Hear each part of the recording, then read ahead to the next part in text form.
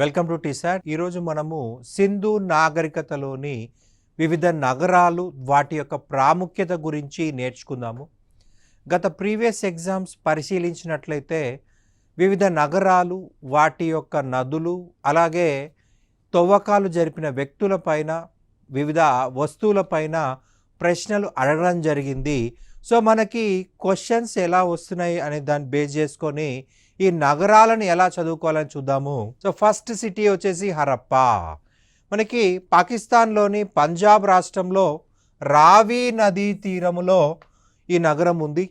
Right, Punjab రాష్ట్రంలోని రావి నదీ తీరంలో ఉంది. మనకి దేశ విభజన తరువాత తూర్పు పంజాబ్ వచ్చేసి ఇండియాకు వచ్చింది, పశ్చిమ పంజాబ్ వచ్చేసి పాకిస్తాన్కి వెళ్ళిపోయింది.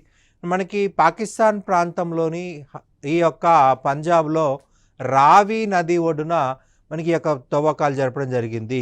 రైట్, హరప్పా నాగరికత సంబంధించి తొలి ఆనవాలు బయటపడ్డ ప్రాంతము హరప్పా అని చెప్పాలి. 1921లో ఈ నాగరికతకు సంబంధించి తొలిసారి తవ్వకాలు అనేవి జరిపాయి. రైట్, హరప్పా రైట్ ఈ యొక్క ప్రాంతంను బేస్ చేసుకొని ఈ నాగరికతకు హరప్పా నాగరికత అని కూడా పిలుస్తాము. రైట్, మనకి సింధు నాగరికతకే మరి ఒక పేరు హరప్పా నాగరికత. మొట్టమొదటిసారిగా కనిపెట్టబడ్డ ప్రాంతం పేరునే నాగరికతకు ఆపాదిస్తారు. అలా మనకు హరప్పా నాగరికత అనే పేరు వచ్చింది. ఇక్కడ తవ్వకాలు జరిపింది సర్ దయారాం సహానీ. సర్ దయారాం సహానీ అనే వ్యక్తి ఇక్కడ తవ్వకాలు జరపడం జరిగింది. ఈ నగరంలో మనకి 6 ధాన్యాగారాలు లభించాయి. సో సిటీ ఆఫ్ గ్రానరీ అని చెప్పేసి లేదా ధాన్యాగారాల నగరం అని చెప్పేసి పిలవడం జరుగుతుంది. రైట్, మనకి మొహంజదారోలో, హరప్పాలో మరియు లోతాల్ ఈ 3 నగరాల్లో మాత్రమే ధాన్యాలు లభించాయి. ధాన్యాగారాలు లభించాయి. మనకి ఎక్కువగా ఎక్కడున్నాయా అంటే హరప్పాలో ఉన్నాయి కాబట్టి దీన్ని ధాన్యాల నగరం అని చెప్పేసి ధాన్యాగారాల నగరం అని చెప్పేసి చెప్పడం జరిగింది. రైట్, హరప్పా పట్టణంలో లభ్యమైన వివిధ అంశాల గురించి డిస్కస్ చేసుకుందాము.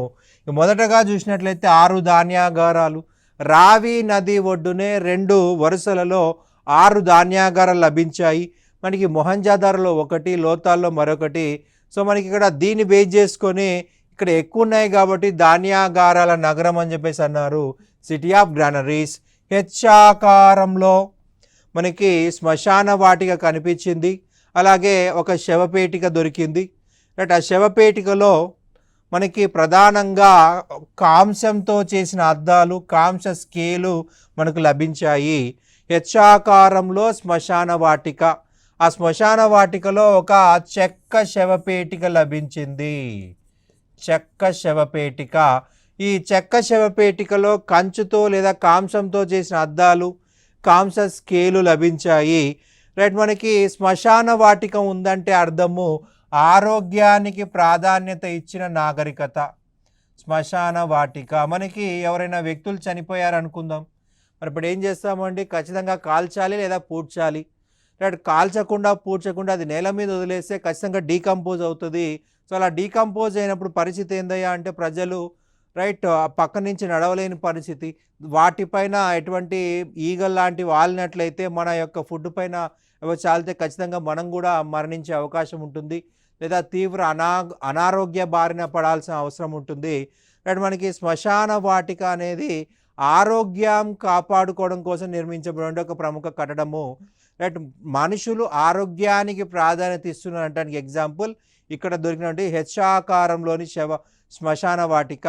రైట్, ఇక్కడ చెక్కతో తయారు చేసే శవపేటిక లభించిందండి. అందులో కాంస్య అద్దము. అంటే వీళ్ళు అందానికి ప్రాధాన్యత ఇస్తున్నారు. మనకి అందానికి ముఖ్యం బేస్ వచ్చేసి ఏందయ్యా అంటే అద్దము. అద్దం లేకపోతే మన బ్యూటీని ఎలా చూసుకోలేం. రైట్, మన బ్యూటీని మనం చూసుకోవాలంటే మనం డెకరేట్ చేసుకోవాలంటే అద్దం కావాల్సిందే. సో అందానికి ప్రాధాన్యత ఇచ్చారు ఈ సింధు నాగరికత ప్రజలు అని దీన్ని బట్టి చెప్పవచ్చు.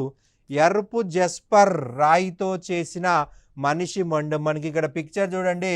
రైట్, మనకి పిక్చర్ చూసినట్లయితే ఇది మనకు హరప్పాలో దొరికినటువంటి రాయి మనిషి మొండెం అన్నమాట. తల కానీ చేతులు కానీ కాలు లేవు కాబట్టి మనకి ఏమంటున్నాము, మొండెం అని చెప్పేసి అంటున్నాము. రైట్, ఎరుపు జస్పర్ రాయితో చేయబడిన మనిషి మొండెము. రైట్, ఇది ఎలా ఉంది అంటే ఒక డాన్సర్ లాగా కనిపిస్తుంది కాబట్టి సర్జాన్ మార్షల్ నటరాజ విగ్రహం అని చెప్పేసి చెప్పడం జరిగింది. సర్జాన్ మార్షల్ దీనికి ఏం పేరు పెట్టాడు, నటరాజ విగ్రహము. రైట్, మనకి హిందూ మతంలో గాడ్ ఆఫ్ డ్యాన్స్ నాట్యం యొక్క దేవుడు అంటే నటరాజస్వామి. ఇతను చూస్తే ఒక నాట్యగాడు లాగా ఉన్నాడు, మేల్ డాన్సర్ లాగా ఉన్నాడు, నటరాజ విగ్రహం అని చెప్పి చెప్పడం జరిగింది. రైట్, కుమ్మరి చక్రం లభ్యమైంది అంటే కుమ్మరి వాళ్ళు కుండలు తయారు చేయడానికి హరప్పాలో చక్రాన్ని ఉపయోగించారు. రైట్, వీల్ మేడ్ పోటరీ, చక్రంతో తయారు చేసిన కుండలు ఇక్కడ ఉన్నాయనడానికి ఎగ్జాంపుల్. లింగ పూజలు మనకి ప్రధానంగా ఇక్కడ హరప్పాలో లభించాయి. ఇక నెక్స్ట్ ప్లేస్ చూసినట్లయితే మొహంజదారో. రైట్, మొహంజదారో వచ్చేసి పాకిస్తాన్లోని సింధు రాష్ట్రంలో లార్కానా జిల్లాలో సింధు నది ఒడ్డున ఉన్నది, లార్కానా జిల్లా. రైట్, ఇక్కడ తవ్వకాలు జరపబడిన వ్యక్తి రైట్ సర్ రకుల్దాస్ బెనర్జీ. మనకు ఒకసారి షార్ట్కట్లో ఆర్డి బెనర్జీ అని ఇస్తాడు ఎగ్జామ్లో. మనకి ఆర్డి బెనర్జీ ఇచ్చినా రకుల్దాస్ బెనర్జీ ఇచ్చినా కరెక్టే. రైట్, మనకి షార్ట్కట్లో మనకి ప్లేస్ సరిపోవాలి కాబట్టి 1922 అని గుర్తుపెట్టుకోండి. ఈ నగరము 7 సార్లు వరదలకు గురైంది. రైట్, 7 సార్లు. మనకి ఒక లేయర్ కింద లోపల తవ్వుతున్న కొద్దీ 7 లేయర్లలో మనకు బురద దొరికింది. లోపల తవ్వుతున్న కొద్దీ 7 లేయర్లో బురద దొరికింది. సో కాబట్టి ఇక్కడ 7 సార్లు వరదలకు గురైన నగరం అని చెప్పేసి చరిత్రకారులు చెప్పడం జరిగిందనమాట. ఇక నెక్స్ట్ చూసినట్లయితే సింధ్ భాషలో మొహంజదారో అనగా మృతుల దిబ్బ. సింధు భాషలో మొహంజదారో అనగా మృతుల దిబ్బ. మనకి ఈ యొక్క మొహంజదారోలోని ప్రధానంగా మనకు మొహంజదారో అనగానే గుర్తు రావాల్సింది స్నానవాటిక. ఆ స్నానవాటిక పక్కనే, మహాస్నానవాటిక పక్కనే ఒక 32 శవాల యొక్క దిబ్బ అనేది మనకు కనిపిస్తుంది. ఒక దిబ్బ కనిపించింది, ఆ దిబ్బలో 32 శవాలు కనిపించాయి. ఒకే దగ్గర కనిపించాయి కాబట్టి మృతుల దిబ్బ అనే పేరు ఇవ్వడం జరిగింది.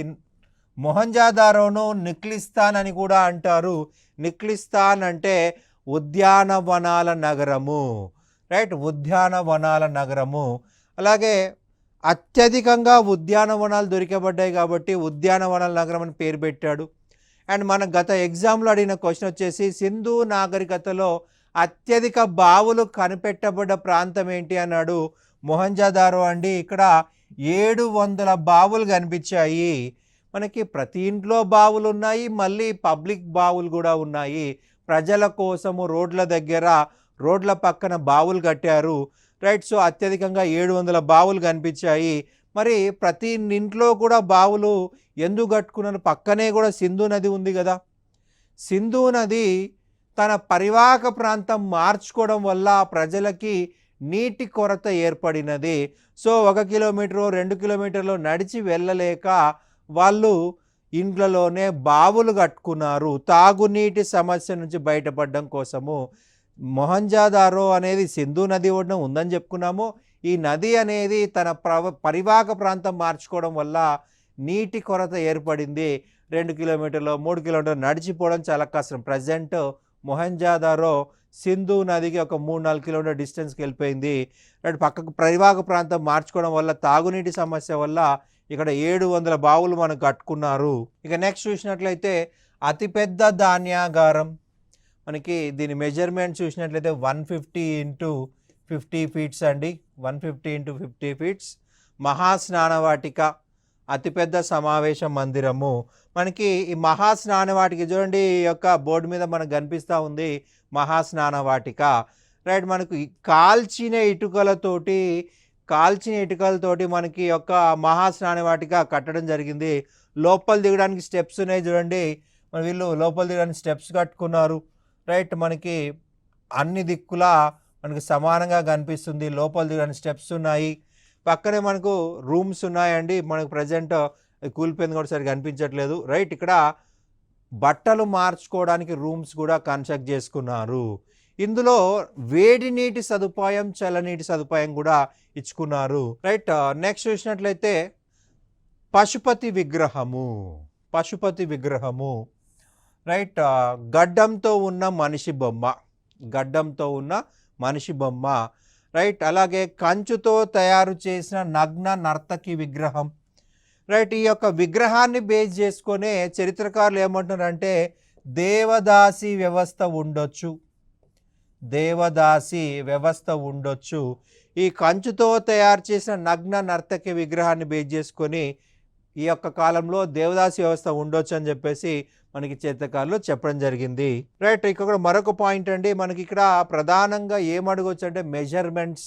ఈ సింధు నాగరికతలో దొరికినటువంటి ఈ మహాస్నాన వాటి యొక్క మెజర్మెంట్స్, మనకి మెజర్మెంట్స్ చూసినట్లయితే 39 ఇంటూ 23 ఇంటూ 8 ఫీట్స్. రైట్. 39 అడుగుల పొడవు, 39 అడుగుల పొడవు, 23 అడుగుల వెడల్పు, అలాగే 8 అడుగుల లోతు, డెప్త్. రైట్. మనకి ఈ మెజర్మెంట్స్ అనేది మనకి ఎగ్జామ్ పాయింట్ ఆఫ్ లో గుర్తుపెట్టుకోవాల్సి ఉంటుంది. అండ్ స్టియోటైట్ రాయిపై దొరికిన ఓడ ముద్రిక. మనకి ఓడ మీద ఖచ్చితంగా మనం కన్ఫ్యూజ్ అయ్యే అవకాశం ఉంటుంది. లోతాల్లో కదా సార్ మనకి ఓడ దొరికిందంటే, లోతాల్లో దొరికింది ఓడ, ఇక్కడ కూడా ఓడ దొరికింది. ఇక్కడ చిన్న తేడా ఉందండి. మొహంజాదారోలో స్టియోటైట్ రాయిపై ఓడ ముద్రిక, ముద్రిక అంటే రాయిని చెక్కితే ముద్రిక, సీల్ అంటాం ఇంగ్లీష్లో. రాయి పైన చెక్కబడి ఉన్నది మొహంజాదారోలో. లోతాల్లో మట్టితో తయారు చేయబడ్డ ఓడ, అది తేడాగా గుర్తుపెట్టుకోవాలి. మట్టితో తయారు చేయబడిన ఓడ అంటేనేమో మనకి లోతాల్, టెర్రాకోటా ఓడ. రైట్. కాల్చిన మట్టితో తయారు చేసే బొమ్మను ఏమంటాం మనం? టెర్రాకోటా అంటాం. రైట్. ఈ టెర్రాకోటా ఓడ దొరికిందేమో లోతాల్లో, రాయి ఇక్కడ స్టియోటైట్ రాయి అంటున్నాం. సో మొహంజదారో గుర్తుపెట్టుకోవాలి. చిన్న తేడాతోటి మనం మార్కులు కోల్పోయే అవకాశం ఉంటుంది, కొద్దిగా కేర్ఫుల్గా వినాలి అభ్యర్థులు. రైట్. సింధు నాగరికతలో అతి విశాల నగరం మొహంజదారో దాదాపుగా 500 హెక్టార్లలో ఉందండి. ఇది 500 హెక్టార్లలో ఉంది. రైట్. మనకి హరప్పా మొహంజదారో నగరాలను జంట నగరాలు అన్నది స్టూవర్ట్ పిగాట్. స్టూవర్ట్ పిగాట్ అనే వ్యక్తి జంట నగరాలు అని చెప్పేసి పిలవడం జరిగింది. ఇక నెక్స్ట్ చూసినట్లయితే చాన్హుదారో. మనకి హరప్పా మొహంజదారో తర్వాత మరి ఒక ముఖ్యమైన ప్రాంతం చాన్హుదారో. ఇది కూడా సింధు నదీ తీరంలోనే ఉంది. రైట్. సింధు రాష్ట్రం పాకిస్తాన్, సింధు రాష్ట్రం పాకిస్తాన్. ఇక్కడ మనము పారిశ్రామిక నగరంగా చెప్పుకోవాల్సి ఉంటుంది, ఖచ్చితంగా ఇది గుర్తుపెట్టుకోవాలి. సింధు నాగరికత యొక్క ప్రముఖ పారిశ్రామిక కేంద్రాలు 2, ఒకటి చాన్హుదారో, రెండోది లోతాల్. లోతాల్ ఈ 2 కూడా పారిశ్రామిక కేంద్రాలు అన్నమాట. రైట్. 3 సార్లు వరదలకు గురైన నగరము. మొహంజదారో 7 సార్లకు వరదలకు గురైతే ఇది 3 సార్ల వరదలకు గురైన నగరము చాన్హుదారో. 3 సార్లు వరదలకు గురైంది. ఇక్కడ ప్రధానంగా తవ్వకాలు జరిపింది ఎన్జి మజుందార్. ఎన్జి మజుందార్ అనే వ్యక్తి తవ్వకాలు జరిపాడు. రైట్. 1931లో ఇక్కడ తవ్వకాలు ప్రారంభించడం జరిగింది. రైట్. కోట గోడ లేని ఏకైక నగరము, రక్షణ కోట లేనటువంటి ఏకైక నగరము చాన్హుదారో. అలాగే మనకి ఇక్కడ ప్రధానంగా లభించిన అంశాలు చూసినట్లయితే అలంకరణ పెట్టె, డెకరేషన్ బాక్స్, సిరాబుడ్డి, ఇంక్ పాట్, పూసల పరిశ్రమ, bead industry, bead making industry, పూసల పరిశ్రమ, అలాగే పిల్లి యొక్క కాలి ముద్రలు, ఫుట్ ప్రింట్స్ ఆఫ్ క్యాట్, ఇవన్నీ మనకి ఇక్కడ తెలుస్తూ ఉన్నాయి. సింధు నాగరికత ప్రజల్లో ముఖ్యంగా ఈ చాన్హుదారో ప్రజలు పూసలు తయారు చేశారు. బంగారంతో పూసలు కలిపారు, వెండితో పూసలు కలిపారు, ఐవరీతో పూసలు కలిపారు. ఈ రైట్ కలిపి పరిశ్రమలు తయారు చేసి ఆభరణాలను వివిధ ప్రాంతాలకు ఎగుమతి చేశారు. రైట్. పిల్లి యొక్క కాలి ముద్రలు అంటే ఈ కాలం నాటికే ప్రజలు పిల్లిని డొమెస్టికేట్ చేసుకున్నారు, పెంపుడు జంతువుగా మార్చుకున్నారు అనడానికి ఎగ్జాంపుల్ అన్నమాట పిల్లి యొక్క కాలి ముద్రలు. రైట్. ఇక నెక్స్ట్ చూసినట్లయితే అంబ్రీ. ఇది సింధు రాష్ట్రంలో ఉందండి, సింధు నది తీరంలోనే ఉంది. రైట్. ఇది కూడా పాకిస్తాన్ అని చెప్పాల్సి ఉంటుంది. ఇక్కడ కూడా ఎన్జి మజుందార్ అనే వ్యక్తి తవ్వకాలు జరిపాడు. ఖడ్గమృగము, ఖడ్గమృగం సంబంధించిన ఆధారాలు లభించిన ప్రాంతం అంటే అంబ్రీ అని గుర్తుపెట్టుకోవాలి. ఈ నగరము సింధు నాగరికత కంటే ముందుగానే ఏర్పడినది. సింధు కాలం కంటే ముందుగా ఏర్పడింది అంబ్రీ. రైట్. మనకి ఇక్కడ ప్రధానంగా మనకి ఎగ్జామ్లో ఏం గుర్తుపెట్టుకోవాలి అంటే ఖడ్గమృగం అని గుర్తుపెట్టుకోవాల్సి ఉంటుంది. సింధు నాగరికత కంటే ముందే ఏర్పడిన దశను పూర్వ హరప్పా సంస్కృతి అని అంటారు. ఈ సంస్కృతి గురించి 1950లో ఫేర్ సర్వీస్ అనే చరిత్రకారుడు తెలియజేయడం జరిగింది. రైట్, ఇక్కడ ప్రధానంగా ప్రజలు వ్యవసాయము మరియు పశుపోషణ పైన ఆధారపడి జీవనం కొనసాగించారు. సింధు ప్రజలు ప్రధానంగా వ్యవసాయము పశుపోషణ పైన ఆధారపడి నివసించారు. రైట్, అంబ్రీ ప్రాంతం చెందినటువంటి ప్రజలను గుర్తుపెట్టుకోవాలి. అంబ్రీ ప్రాంత ప్రజలు, వ్యవసాయము పశుపోషణ. ఇక నెక్స్ట్ చూసినట్లయితే మన భారతదేశం, రైట్, మనకి ఇండియా డివైడ్ అయిన తర్వాత అటు మనము కొన్ని ఇప్పటివరకు చెప్పుకునేవన్నీ కూడా పాకిస్తాన్ ప్రాంతంలో ఉన్నాయి. గతంలో అది ఇండియా చరిత్రగానే భావించాలి. రైట్, ప్రస్తుత భారతదేశంలో ఉన్నటువంటి ప్రాంతాలు లోతాల్. గుజరాతీ భాషలో లోతాల్ అనగా మృతుల దిబ్బ. మనకి లోతాల్లో కూడా గుట్టలుగా శవాలు దొరికాయి. సో సేమ్ పేరు పెట్టడం జరిగింది, సేమ్ పేరు పెట్టారనమాట. రైట్, దీనిని మినీ హరప్పా అని, కాస్మోపాలిటన్ నగరం అని కూడా పిలుస్తారు. ఇక్కడ తవ్వకాలు జరిపిన వ్యక్తి ఎస్ రామారావు. రైట్, లేకపోతే మనకి ఎస్ఆర్ రావు అంటారు. ఎస్ఆర్ రావు అన్న ఎస్ రామారావు అన్న ఒకడే. 1954లో ఇక్కడ తవ్వకాలు ప్రారంభించడం జరిగింది. ఈ నగరము సబర్మతి ఉపనది అయిన భోగావా నదీ తీరంలో ఉంది. సబర్మతి నది సముద్రంలో కలిసేటప్పుడు అనేక పాయలుగా విడిపోయిందండి. అందులో ఒక పాయ పేరు భోగావా. ఆ భోగావా నదీ తీరంలో ఉంది ఈ యొక్క లోథాల్ అనేటువంటి నగరము. రైట్, మనకి ప్రతి సిటీ కూడా చాలా భిన్నంగా ఉన్నట్లయితే మనకి ఫర్ ఎగ్జాంపుల్ ఇలా చూడండి, ఇటువైపు మనకి ప్రతి ఇంటికి మెయిన్ రోడ్ కనెక్షన్ ఉంది అని చెప్పుకున్నాం. రైట్, అయితే ఇక్కడ రోడ్ల నిర్మాణం స్ట్రైట్ రోడ్స్ ఉన్నాయని చెప్పుకున్నాం. రైట్, ప్రతి ఇంటికి మెయిన్ రోడ్ కనెక్షన్ ఉందని చెప్పాము. మనకి ఇది ఒక ఇల్లుగా పరిశీలించినట్లయితే డోర్స్ విండోస్ అనేవి మనకి ఈ యొక్క ఈస్ట్ ఫేసింగే ఉన్నాయి. తూర్పు వైపు ముఖద్వారం కలిగిన ఏకైక నగరము లోతాల్ అన్నమాట. ప్రతి నగరం కూడా ఫర్ ఎగ్జాంపుల్ ఇది రోడ్డు అండి, ఇది ఇల్లు అనుకుందాము. రైట్, ఇటు రోడ్డు కాబట్టి మనకి హౌస్ ఇటువైపు డోర్లు, ఇటువైపు విండోస్ పెట్టుకున్నారు.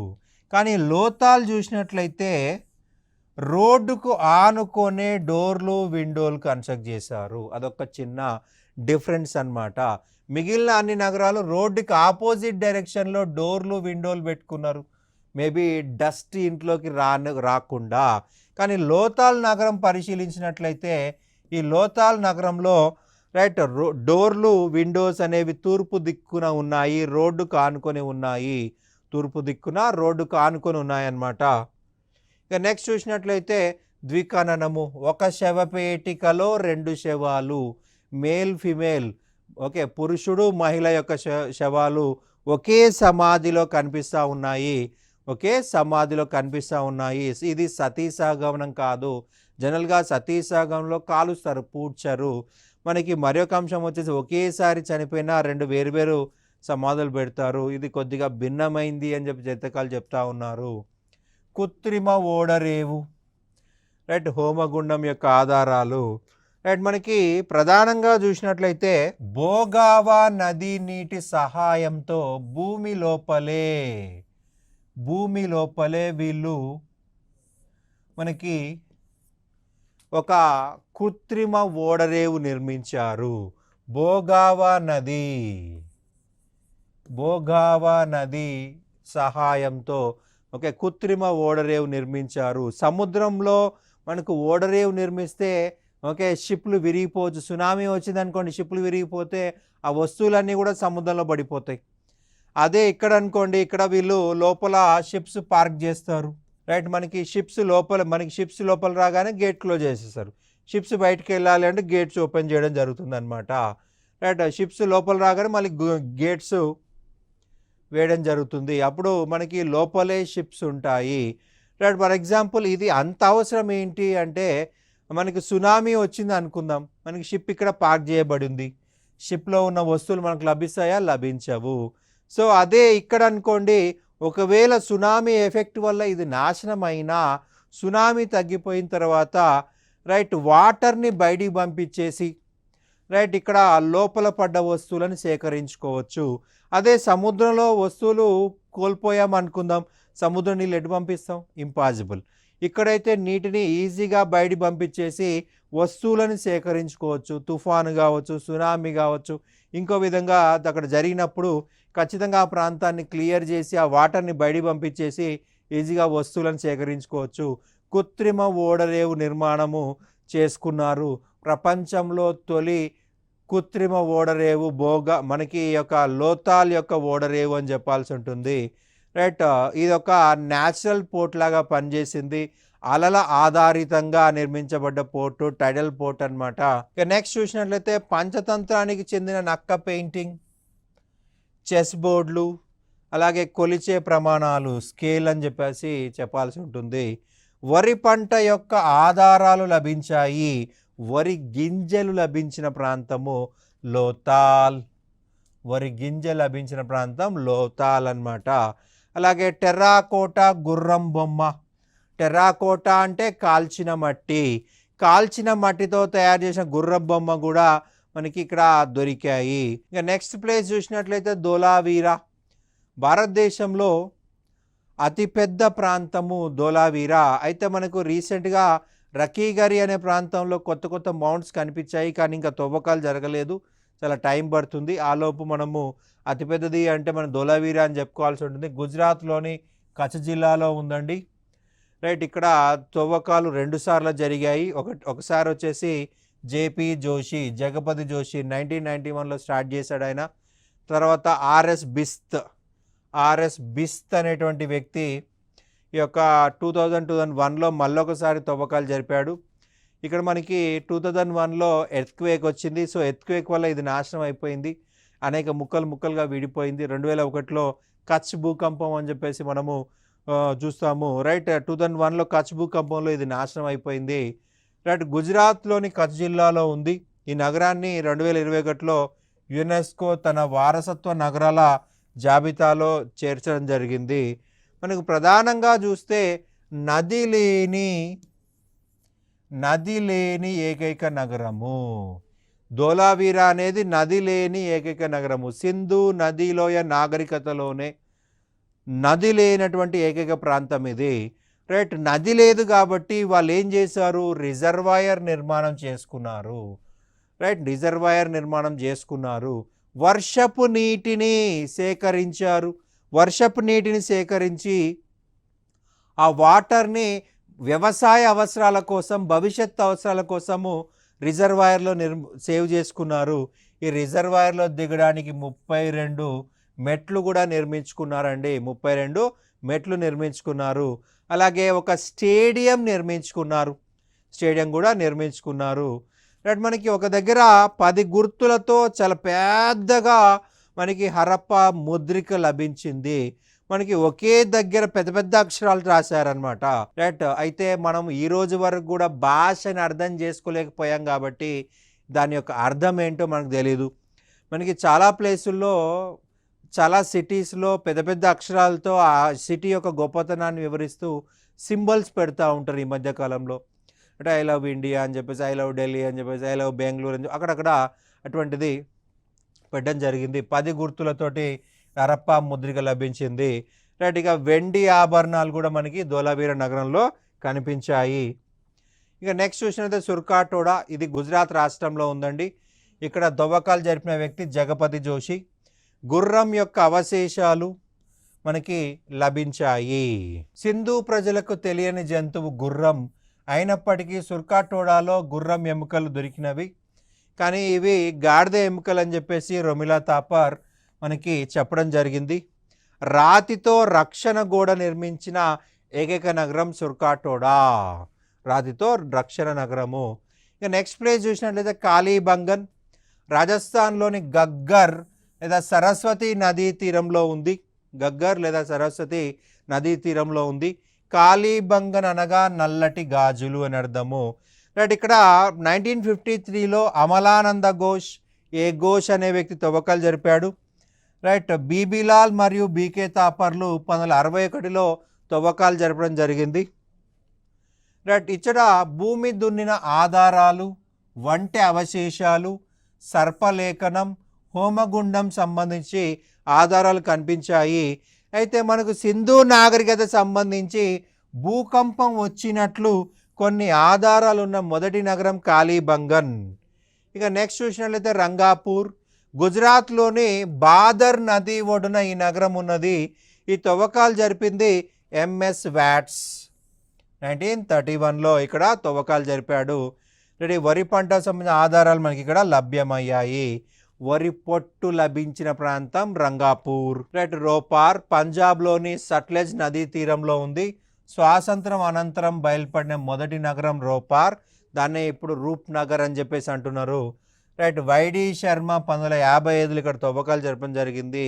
ఒకే సమాధిలో కుక్క శరీరంతో పాటు ఒక మనిషి శరీరం కూడా లభించింది, ఒక బన్వాలి. సింధు ప్రజలకు సంబంధించి గ్రిడ్ విధానం లేని ఏకైక నగరము బన్వాలి. రైట్, మనకి బన్వాలి చూసినట్లయితే సరస్వతి నదీ తీరంలో ఉందండి. సరస్వతి నదీ తీరంలో ఉంది. ఇక్కడ ఏ వ్యవస్థ ఉందయ్యా అంటే వృత్తాకార వ్యవస్థ ఉంది. గ్రిడ్ వ్యవస్థ లేదు, వృత్తాకార వ్యవస్థ ఉంది. ఇక్కడ తవ్వకాలు జరిపింది రవీంద్ర సింగ్ బిస్త్, ఆర్ఎస్ బిస్త్ 1974. బన్వాలీలో బంకమట్టి, నాగలి, బార్లీ, ఆవాలకు సంబంధించిన అవశేషాలు, 11 గదులు కలిగిన భవంతి బయటపడ్డాయి. 11 గదులున్న భవంతి బయటపడింది. ఈ నగరము వృత్తాకారంలో నిర్మించడం జరిగింది. 2004లో మహారాష్ట్రలో గల ప్రవర నది తీరంలో బయలుపడిన నగరం దైమాబాద్. రైట్, దైమాబాద్ 2004లో తవ్వకాల్లో బయటకు వచ్చింది. ఇక్కడ కంచుతో చేసిన ఏనుగు బొమ్మలు, కంచు రథం లభ్యమయ్యాయి. ఫైనల్గా సింధు నాగరికత పతనానికి గల కారణాలు. రైట్, ఆరుల దండయాత్ర అని చెప్పింది మార్టిమర్ వీలర్. ఆరుల దండయాత్ర అని చెప్పింది మార్టిమర్ వీలర్. ఈ మార్టిమర్ వీలర్ ఏం చెప్పాడంటే మనకు మహాస్నాన వాటిక పక్కనే ఒక 32 స్కెల్టన్స్ దొరికాయి. ఈ 32 స్కెల్టన్స్ మీద కత్తిఘాట్లు ఉన్నాయి. సో దీన్ని బేస్ చేసుకొని ఆర్యులు ఇనుము వాడారు.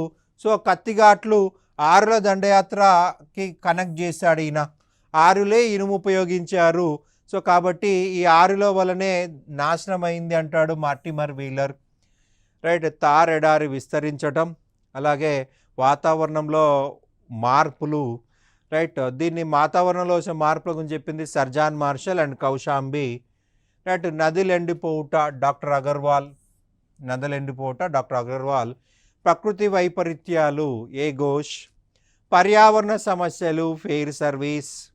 అత్యధిక మంది చరిత్రకారులు ఆరుల దండయాత్ర వల్లనే సింధు ప్రజలు అంతమయ్యారని అభిప్రాయపడ్డారు.